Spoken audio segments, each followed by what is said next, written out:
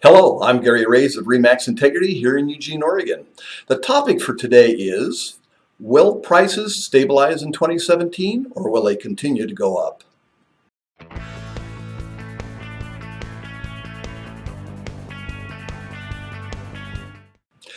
Are housing prices on the rise or are they stabilizing?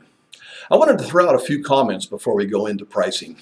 A very recent report just came out stating that Portland, Oregon was the number 8 nationwide suffering a housing crunch. Seattle ranked number 1. Guess who ranked number 2 in the entire nation? Little Eugene, Oregon. That's hard to believe, but that's the way they have reported it. Here in Eugene, basically Lane County, we are now down to only 1.7 months of inventory. Now what that means is that if at the rate that we're purchasing property, if no new listings came on the market, we would be out of listings in basically over a month and a half. So that's not good. The average is about 7 months, by the way. So this has also stressed the rental market as well as the population in both Portland and Eugene continues to grow. Prices in Lane County have climbed over the year at about 8.3%. Well, that's not too bad. It's a good rate if you're a seller, but not so much for a buyer. The question always comes up, of course, is this going to continue? Well, the real estate gurus state that it indeed will continue for at least the next year.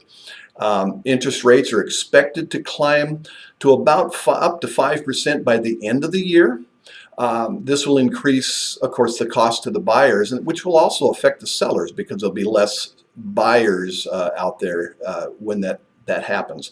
By the way, the average price interest rate has always been for the umpteenth year is usually 7.5%, 7 to 7.5%. We have been spoiled for the last decade with these incredibly low interest rates. So 5%, when it reaches that, it's not bad. It's still below the national average. Okay, so what does all this mean to you? Well, if you're on the fence about buying or selling, probably you should make up your mind and do it sooner rather than later. I'm going to do a quick plug for myself, by the way. If for any reason that you're interested in buying or selling, you're certainly welcome to contact me and I'll give you my 90 things that you can't afford to neglect when buying or selling. Or also you can ask me for my book, which is it's called Moving Forward, and it's the 25 Essential Rules for Buying and Selling.